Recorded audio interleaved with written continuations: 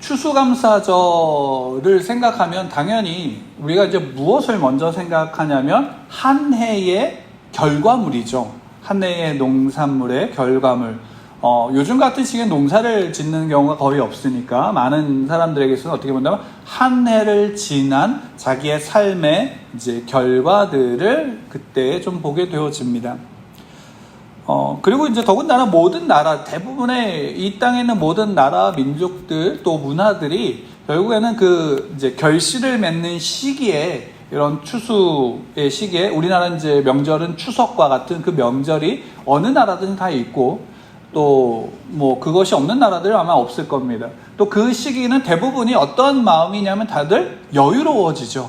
한 해 모든 결실들을 그때에 얻기 때문에 굉장히 풍요롭고 또 그 풍요로운 만큼 여유로워지는 또 그 시기이기도 합니다. 그런 면에서는 오늘날의 이제 나라가 이제 문화들이 또 과학이 발전하면서 사회가 발전하면서 오늘날에는 이런 여유들을 누리지 못한다는 것이 좀 아쉽습니다. 왜냐하면 1년에 한 번이라도 이런 시간들을 누린다면 그 날을 그 절기를 소망을 두면서 이렇게 나갈 수 있을 텐데 요즘에 뭐 추석이나 이런 시기가 된다 그래서 뭐 별반 다를 것이 없죠. 왜냐하면 똑같은 시기에 어떤 면으로는 젊은 사람들에게 있어서는 또 한편으로는 이제 부담이 되는 시기이기도 합니다. 왜냐하면 물질로 들어오는 것은 똑같고 많지 않은데 또 어떻게 되면 명절이나 이런 시기가 되면 많이 또 써야 되니까 그런 면에서 불편함들을 느끼는 이들도 있습니다. 그럼에도 불구하고 이런 명절, 아직까지는 이런 명절, 특히나 추석과 같은 이런 명절이 되면 마음이 좀 여유로워지는 것은 그 전통적으로 내려왔던 사람들 안에 있는 그런 습성들이 좀 있는 것 같습니다. 그게 참 감사합니다, 한편으로는. 그러나 더 누리지 못하는 것이 좀 아쉽기도 하지만 오늘 이제 우리가 성경에서는 그 추수의 시기를 어떻게 우리에게 이야기해 주고 있는지를 좀 우리가 함께 좀 나누고자 합니다. 실제로 여러분 우리가 추수한다라는 것, 결실을 맺는다라는 것은 무엇이 전제되어져야 되는 겁니까?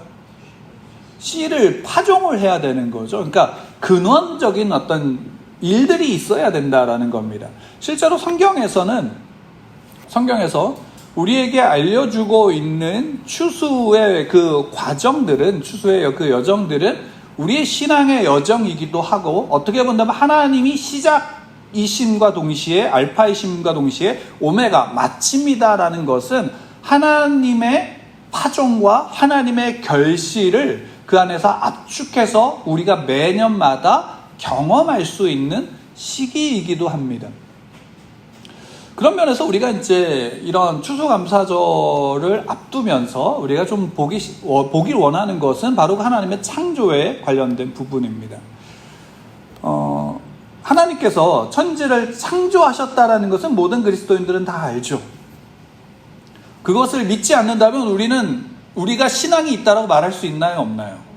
없죠. 그래서 우리가 침례를 받거나 아니면 이제 저처럼 어떤 신학을 하거나 아니면 직분을 받을 때마다 성경을 믿는지를 우리가 항상 확인을 합니다. 왜? 성경을 믿는다라는 것은 성경에 쓰여진 그 하나님의 말씀을 다 받아들인다라는 사실이고 또 조금 더 세분화시켜서 질문하는 것은 하나님이 창조하신 것을 믿는지를 묻기도 합니다. 당연히 그것을 믿기에 우리는 하나님이 어떤 천지를 창조하신 분이다라는 사실을 우리는 고백하게 되어집니다. 그럼 하나님이 천지를 창조하셨다라는 것은 어떤 의미를 갖게 될까요? 하나님이 천지를 창조하셨다.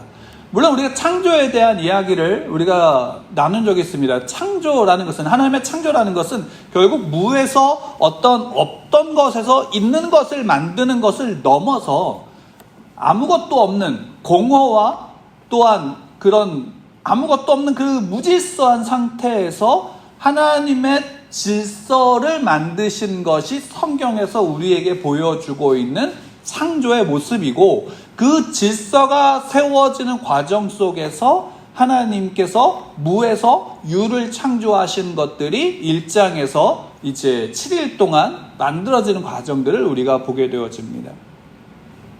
근데 재미있는 것은 그 과정 속에서 우리가 이제 27절부터 보게 되어지면 하나님께서 사람을 창조하시는 과정을 우리에게 보여줍니다. 그리고 더군다나 2장에서는 그 하나님이 사람을 창조하시는 과정들을 4절 이하부터 우리에게 아주 자세하게 그 부분을 다시금 반복해서 보여주고 있습니다. 그러니까 사람이 창조되어지는 그 과정이, 사람이라는 존재가 창조된 그 사람은 어떻게 다른 창조물과는 다른 특별함들이 있는 거죠. 그게 대표적인 게 뭐냐면 하나님의 형상과 모형대로 창조되어졌다라는 겁니다. 그런 면에서 28장의 말씀을 우리가 그동안 이제 어떤 식으로 좀 많이 받아들이게 되냐면 28장 하나님이 그들에게 복을 주시며 하나님의 그들에게 이르시되 생육하고 번성하여 땅에 충만하라, 땅을 정복하라, 바다의 물고기와 하늘의 새와 땅에 움직이는 모든 생물들을 다 다스려라, 정복하고 다스리라 라는 말씀을 주셨어요. 그러니까 보통 우리가 정복하다, 다스리다라는 의미로서 우리 현대에 있는 우리에게 다가오는 의미는 뭐냐면, 어떤 의미냐면 소위 말한다면 점령하는 거죠. 전쟁을 하면 어떻게 돼요? 이기고 그 땅을 차지해야 되는 거죠. 그러니까 우리가 지금 정말로 가슴 아픈 소식이지만 우크라이나와 러시아의 그 전쟁이 결국엔 어떤 의미냐면 정복하는 전쟁이에요. 그 땅을 정복하는 전쟁의 한 측면을 우리가 보는 거예요. 근데 그 과정에서 굉장히 비참한 일들이, 죽음이, 고통이, 아픔이 동반되어짐에도 불구하고 우리는 이제 그 정복한다라는 의미를 그런 식으로 받아들이는 경우가 많죠. 다스린다라는 것은 뭘까요? 다스린다라는 의미는 통치한다, 다스린다. 근데 우리는 그 다스린다라는 것을 어떤 의미로 받아들이냐면 우에 선다라는 의미로 받아들이죠. 그러니까 나는 이제 우리나라도 마찬가지로 일제시대를 경험했지만 열강들이 다른 나라를 식민지로 만들었을 때 그들이 다스린다라는 표현을 쓰죠. 왜? 그들은 결국 그 우에서 군림해서 피지배층인 다른 민족들을 어떻게 하냐면 군림하고 다스리고 그들의 것을 착취하게 되어지는 일들이 그 안에 벌어지게 됩니다. 그러니까 우리가 이 단어를 생각할 때 먼저 들어오는 단어는 그런 의미죠.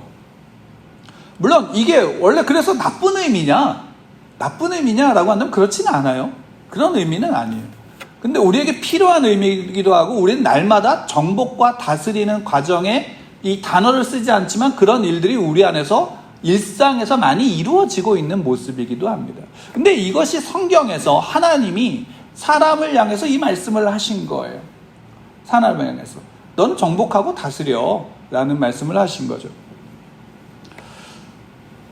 그럼 하나님이 그런 의미로, 그러니까 우리가 지금 알고 있는, 제가 지금 말씀드린 그런 의미로 이 정복이라는 단어를 쓰시고 다스린다라는 단어를 쓰셨을까요? 모든 피조 세계를 만드신 다음에 그래, 너가 이 땅 여기에 있는 모든 것을 다 정복하고 거기를 다스리는, 군림하는 자가 돼 라는 명령이실까요? 약속일까요? 그렇지는 않을 거예요. 실제로 우리가 이 말씀을 보게 되어지면 이 말씀 속에서 우리가 한 가지 알 수 있는 거는 뭐냐면 바로 그거죠. 어떤 거냐면 하나님께서 이 세상을 창조하셨을 때 이 세상의 모든 근원이 하나님이신 것을 보이셨어요. 모든 시작이 하나님이시다라는 것. 그러면 그 시작이 하나님이신 그 하나님께서 모든 것들을 비록 말씀으로 창조하셨다라는 의미는 뭐냐면 하나님의 말씀은 그 말씀 하나에 하나님의 모든 것이 담겨져 있는 거예요. 그러니까 말씀하시면 그 말씀이 어떻게 돼야 돼요? 성취되어져야 되는 거예요. 그것이 말씀하신 그대로 나타나게 되어지는 거예요. 그 시간적인 간극은 우리로 이해할 수 있어요? 없어요? 없어요. 말씀하시면 그대로 이루어진다. 우리는 마치 여기서 말하는 그 순간 뭔가가 나타나야 된다라고 생각하지만 그게 아니라 하나님은 그 시간이 우리랑 시간에 속박되신 분이 아니니까 어떻게 돼요? 하나님의 말씀하신 것은 그냥 그대로 이루어지는 거예요. 그것이 우리의 관점으로서는, 우리가 보는 시간의 개념으로서는 무한일 수도 있어요. 무한일 수도 있어요. 근데 분명한 건 하나님이 시작하고 말씀하셨다면 그게 어떻게 돼요? 결과로 나타나는 거예요. 그러니까 하나님이 시작이신 동시에 뭐가 되는 거예요? 결과가 되시는 거예요. 마지막이 되시는 거죠. 그게 창세기에서 1장에서 하나님의 창조의 과정 속에서 하나님이 말씀하시니 그것이 생겼다라고 하는 것으로 우리에게 드러나는 거예요. 그러면 이 모든 피조물, 창조 세계인 모든 것 속엔 하나님의 영광이 있을까요? 없을까요?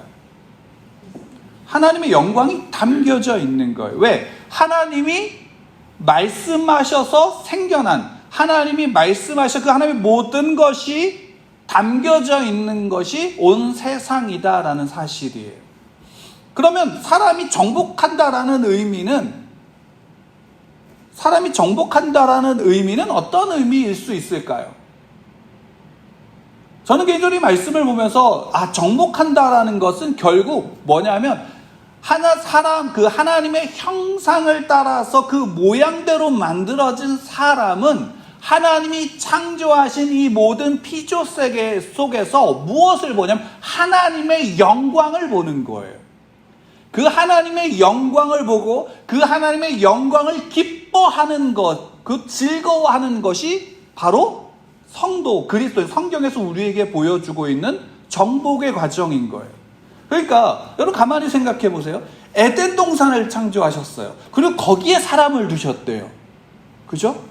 그러면 다른 에덴 동산 이외의 지역은 뭐예요?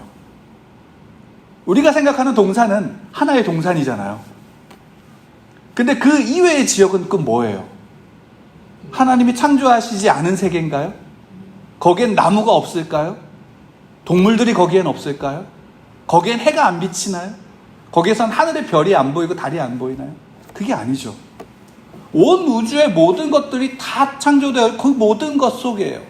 근데 정복하는, 그러면 에덴이라고 하는 작은 곳에만 머무는 것이 아니라 생육하고 번성하여 땅에 충만하고 그것을 정복한다라는 것은 뭐냐면 그 너머의 모든 세계 속에서의 무엇을 보냐면 하나님의 창조하신 그 결과물들을 보고 그 속에서 하나님을 보고 하나님을 누리는 거예요.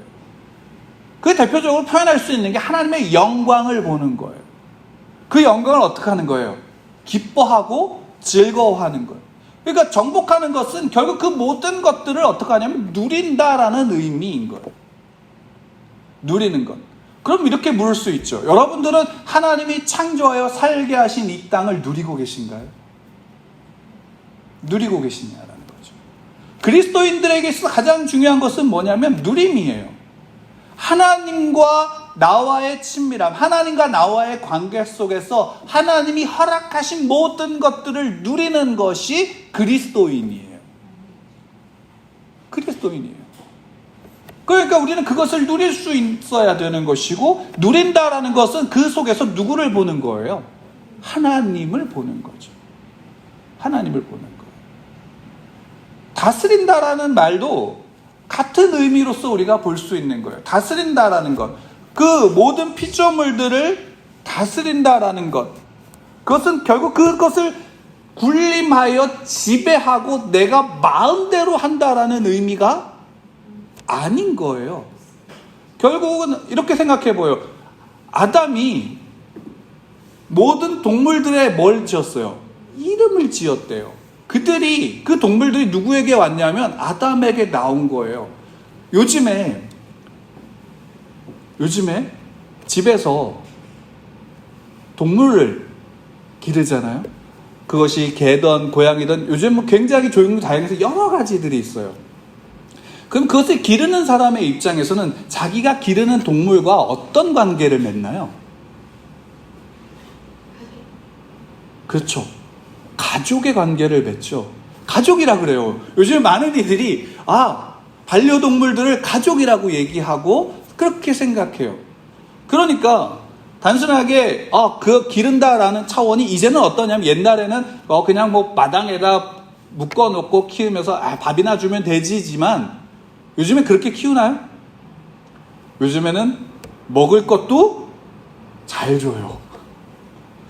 아플까봐 굉장히 잘 줘요. 또 가만히 묶여만 있으면 스트레스 받으니까 어떻게 해요? 산책도 시켜요. 목욕도 때가 되면 시키고요. 그로 인해서 여러 가지 귀찮은 일들이 있지만 그것을 시킨단 말이에요. 그러면 그 사이에 어떤 것이 형성이 될까요? 교감이 형성이 되는 거예요. 그러니까 그 반려동물도 나를 생각하고 안아주고 나를 사랑하는 이가 누구인지를 알아요, 몰라요? 아는 거예요. 그러니까 우리 집사님만 보면 그 집에서 기르는 아이가, 강아지, 개가 그 기침 소리 하나만 들어도 쫄래쫄래 와서 고개를 턱 거기에다 대는 그 일들이 벌어지는 거죠. 말을 하지 못하고 우리의 어떤 그런 지식 수준이 아니어도 교감이 돼서 그것을 아는 거예요. 그러면 그 아이에게 그것이 나와 함께하는 존재다라는 의미로서 반려동물들에게 무엇을 지어주나요? 이름을 지어주죠. 내가 너를 안다라는 거죠. 내가 너를 안다라는 거죠. 그럼 집에서 반려동물들을 위에서 군림하시나요? 걔네들을 갖다 야 너 저거 가져와 이런 식으로 시키시나요? 그러지 않죠. 물론 말도 잘 알아듣지 못하지만 함께하는 거예요. 교감하는 거예요. 결국 뭐예요?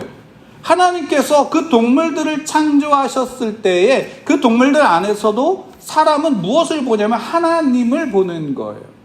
그리고 그 하나님을 보는 것 속에서 그들에게 하나님의 마음을 가지고 그들을 대하는 것, 그 동물들을 대하는 것이 다스림인 거예요.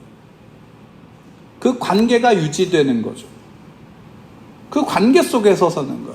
그러니까 여러분들, 제가 왜 이 말씀을 드리냐면 교감한다, 그래서 동물들을 더 이렇게 해야 된다, 그런 의미로서가 아니에요.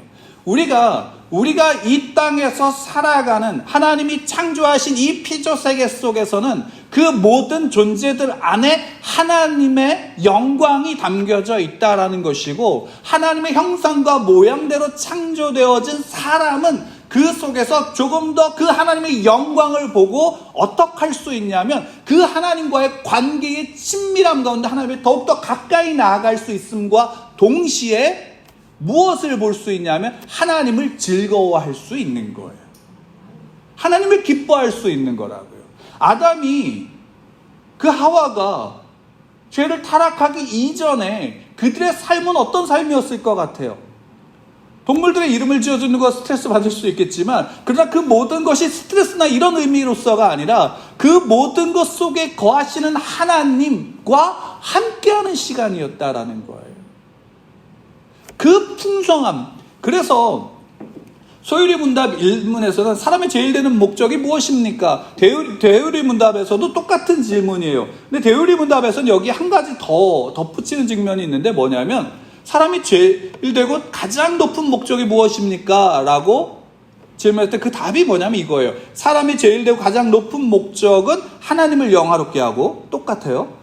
하나님을 영원토록 즐거워하는 것입니다. 근데 여기 한 가지가 더 붙어요. 충만히 즐거워하는 것입니다. 충만히. 이게 대유리 문답과 소유리 문답의 요 단어 하나 차이가 있어요. 일문에서는. 충만히 즐거워하는 것이.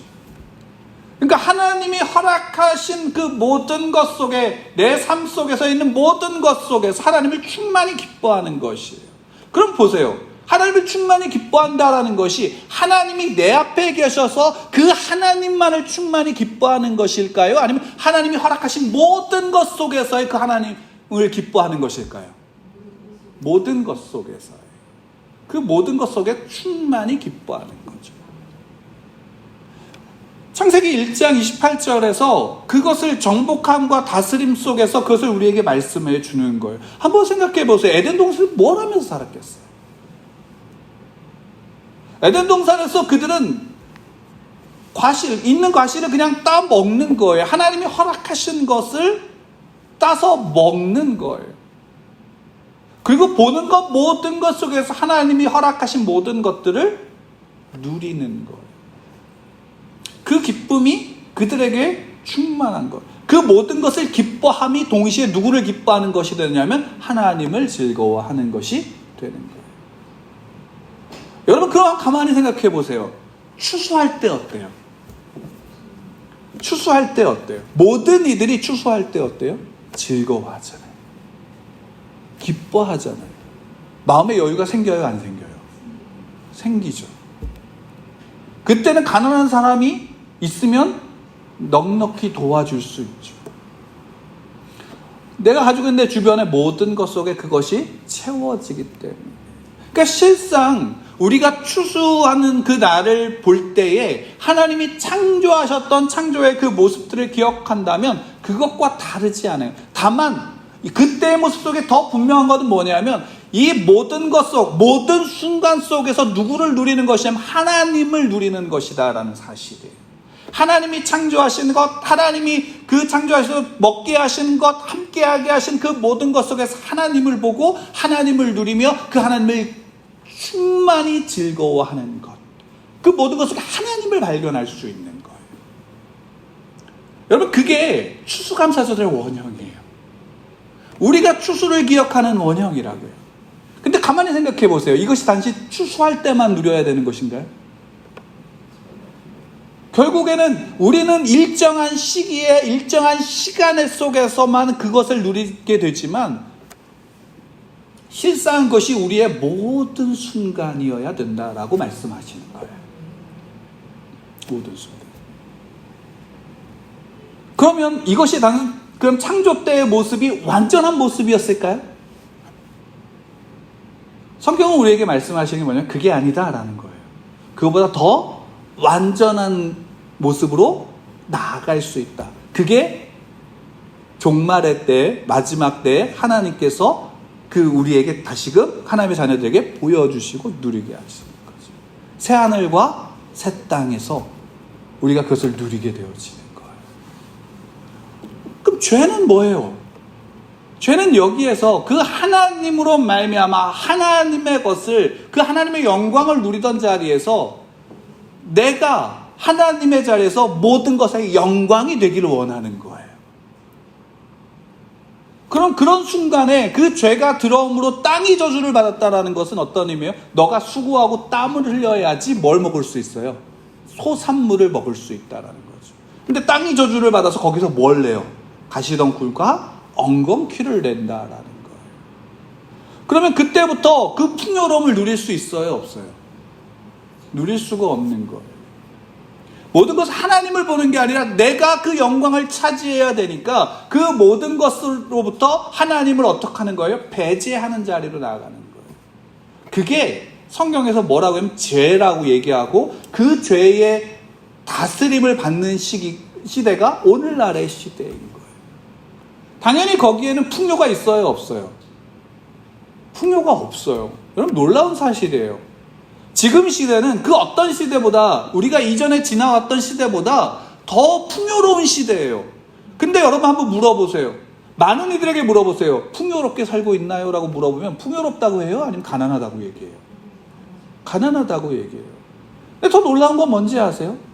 세계 제1의 부자도 자기는 더 많은 것들을 갖고자 애를 쓰고 더 많은 부를 착취하고자 혼신의 힘을 다한다라는 거예요. 왜? 그 모든 것의 영광이 자기가 되어야 돼요. 하나님의 자리에 자기를 내세워야 되니까.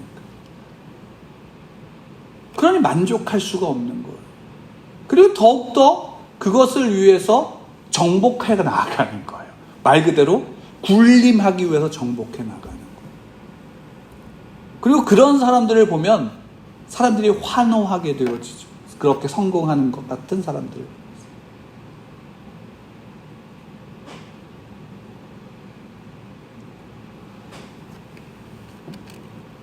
그러니 우리가 평소에 뭘 일상 속에서의 은혜를 누릴 수가 없게 되어지는 거예요. 실제로 그리스도인들 중에서도 우리가 그 하나님을 바라볼 때에 하나님을 모든 순간에 기뻐하고 즐거워해야 함에도 모든 것, 보여지는 모든 것들로 말미암아 그래야 됨에도 불구하고 그렇게 되어지는 게 아니라 어떻게 되어지냐면 항상 모자르죠. 그리고 내가 좋아하는 것들로 채워질 때 하나님을 기뻐하게 되어지는 거예요. 그게 우리의 모습이다라는 거예요. 그러면 그 속에서 우리는 무엇을 보느냐라는 거죠. 제가 이전에 저희 이제 그 군대를 전역하고 학교를 가지 않는, 제가 이제 군대 전역하고 바로 그 다음 학기에 이제 복학을 했는데, 그 복학하는 사이에 군대에서 같이 이제 저랑 근무를 했던 제 동기가 서울에 있다고, 원래 지방에 사는 친구인데 서울에 있다고 연락이 와서 저에게 이제 오라고, 아르바이트 소개시켜준다고 오라고 해서 갔어요. 한 일주일 동안만 해주면 된다고 해서 갔어요. 아주 기쁜 거, 그래? 그래서 막 딱 갔어요. 갔는데 어느 이제 단체 생활을 하는 숙소에 데리고 가서 거기에 이제 함께 지내게 되어주면서 소개도 시켜줬어요. 그리고 그다음 도착한 이제 저녁부터 어디를 데리고 가는 거예요. 데리고 가는데 저는 이제 되게 편안했어요. 왜냐면 제가 그 전에 교회 다니면서 부흥회를 어렸을 때부터 많이 다녔으니까, 교회에서 부흥회 같은 것들 많이 했으니까 부흥회 하는 장소 같은 데를 딱 갔어요. 부흥회 하는 것처럼 사람 나와서 간증도 하고 사람들 막 환호도 하고 뭐 이래요. 그 나중에 이제 이야기하는 거예요. 다단계 판매회사니까. 그때 당시에는 대부분 이제 사기 다단계가 많았으니까 그런 거예요. 거기 가서 막 환호하고 처음에 되게 편안했어요. 왜냐면 교회에서 집회하는 거랑 별반 다르지 않아요. 나와서 간증하는 내용들, 간증이라 표현하는 게 자기 성공담을 이야기하는 건데 교회에서 간증 듣는 것 같은 느낌으로 들었어요. 굉장히 이제 저녁마다 하고 또 와서 숙소에서 지내고 또 이제 숙소에서 있을 때마다 거기 이제 관리하는 관리자가 밥 먹으면서 약도 줘요. 건강식품이라고 먹으라고. 이제 다단계인 거 알고 중간에 올려 그러다가 그 친구가 이제 만류를 하기도 하고 그리고 또 약속도 했던 부분이 있기 때문에 이제 마지막까지 있었어요. 이따가 왔는데 그 다음부터는 이제 그 친구가 연락이 이제 안 되어졌는데 제 다단계 현장에 가서 되게 편안함을 느꼈다라는 게 아이러니하지 않으세요? 요즘에도 그런 업체들이 있어요. 뭐 사기가 아니어도 다단계식으로 그 전략을 짜갖고 영업을 하는 업체들이 굉장히 많아요. 특히나 이제 건강식품 쪽에서 그런 업체들이 많은데, 근데 그런 자리에 가면 많은 사람들이 느껴요. 특히나 교회를 다녔던 사람들은 여기 교회인데? 이런 느낌을 가져요. 그러면 왜 그런 느낌을 가질까요? 그들이 교회에서 하는 방법을 차용했기 때문에 그런 걸까요? 여러분, 우리가 좀 심각하게 받아들여야 되는 부분이 여기에 있어요. 왜 그것을 편안하게 교회 같은데? 부흥회 하는 것 같은데? 라는 생각을 할까요? 어느 순간 우리의 신앙 속에서 우리가 추구하는 바의 모습이 그들이 추구하는 것과 어때요? 동일해진 거예요. 동일해진 거라고요. 그러니까 그 속에서 하는 이야기도 당연히 신앙이고 다단계 별로 좋은 거 아니야 라는 사실이 아니까 그냥 그러려니 하지만 그것에 빠진 사람들의 모습을 보면 환호해요. 나도 저렇게 될 수 있어 라고 환호하고, 나도 그렇게 하기 위해서 더욱더 열심히 해야 되고 사람을 데리고 와야 되고, 전도하는 것도 더 열심히 하죠. 전도해서 데리고 오고 거기에서 강의하고 좋은 것들을 주고 함께 한다 그러면 또 다시 기뻐하고 또 그런 무리들을 만들어가는 거예요. 근데 그게 교회에서 하는 모습과 다르지 않다라고요. 여러분, 오늘날 우리가 추수감사절이라고 지키는 그 절기 때에 느끼는 우리의 감정이 어때요? 이 절기가 나쁘다라는 의미가 아니라 절기는 우리에게 필요해요. 필요한 이유가 있어요. 왜? 이 세상이 죄로 가득하기 때문이에요.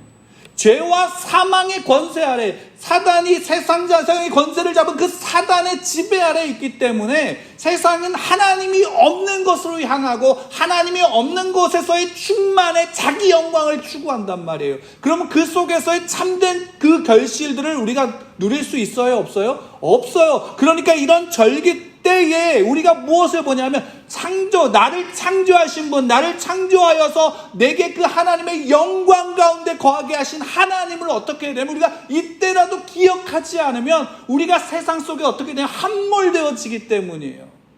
믿음이 있지만 세상을 따라가고 믿음이 있지만 세상을 세상의 권력자로 다스리는 자리에 내가 서기 위해서, 군림하는 자로 서기 위해서 우리는 세상을 쫓아가게 되어지는 게 우리의 모습이다. 그게 복음인가요? 우리가 예수 그리스도를 통해서 들은 십자가의 그 부활의 복음이 그건가요? 생각해 봐야 되는 문제죠. 우리의 복음이 그건가요? 우리가 무엇을 구하기 전에, 무엇을 알기 전에 나의 근원이 어디에 있는지를 알아야 돼요. 내 믿음이 누구를 믿는지를 알아야 되고, 내가 믿는 그분이 어떤 분인지를 알아야 되는 거예요. 그래서 출애굽한 다음에 하나님이 모세를 통해서 이스라엘 백성들에게 무엇을 정해주냐면 절기를 정한 거예요. 그 절기 속에서 무엇이 이루어져요? 기억하라라는 거예요. 기억하라. 여러분, 번제를 왜 드리는지 아세요? 죄를 지었기 때문에 드리는 게 아니에요. 매일매일 드리는 번제는 그 날의 주인, 내가 믿는 분이 누구인지, 나의 주인이 누구인지, 나와 함께 하시는 분이 누구인지를 우리가 날마다 기억하고, 죄와 사망의 법 아래 거하지 않기 위해서, 생명과 그 성령의 법 가운데 거하기 위해서 우리가 매일같이 하나님이 이스라엘 백성들에게 번제를 드리게 하신 거예요. 그거 열심히 하면 내가 무엇을 받기 때문이 아니라 내가 하나님의 백성이라는 사실을 날마다 기억하게 하시는 거예요. 내가 하나님의 백성이야. 하나님이 나와 함께 하셔. 그 하나님이 내게 명령하신 것이 무엇인지를 보고 하나님의 백성답게 그날을 살아가는 것, 그 하루하루를 살아가는 것, 그게 번제예요.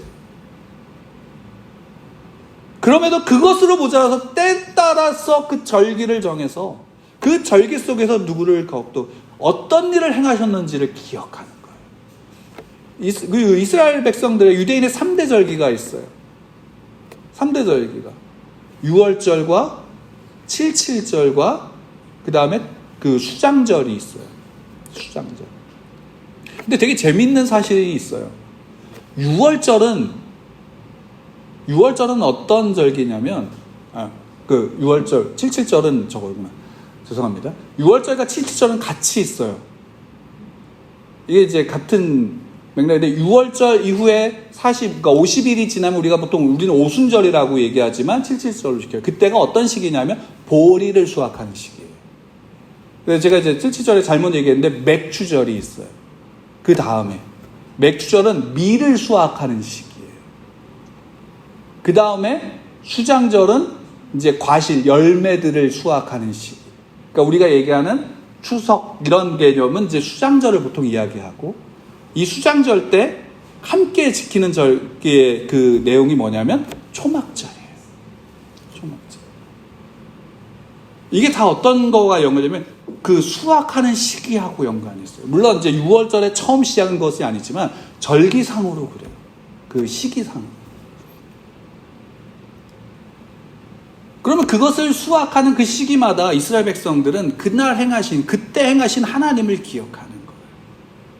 그 하나님이 어떤 분인지. 그 하나님을 기억함으로 말미암아 어떤 일을 행하는 거예요? 하나님이 누구인지를 늘 압니다. 여러분, 우리 하나님은 천지를 창조하신 하나님이세요. 천지를 창조하시고 주관하시는 하나님이에요. 이 모든 하나님은 말씀으로 천지를 창조하셨고, 그 말씀으로 창조하셨다라는 것 속에서는 그 하나님, 그분이 그 말씀 속에서 모든 것을 이루셨다라는 거예요. 온 우주와 만물 속에는 어떤 하나님의 영광이 담겨져 있는 거예요.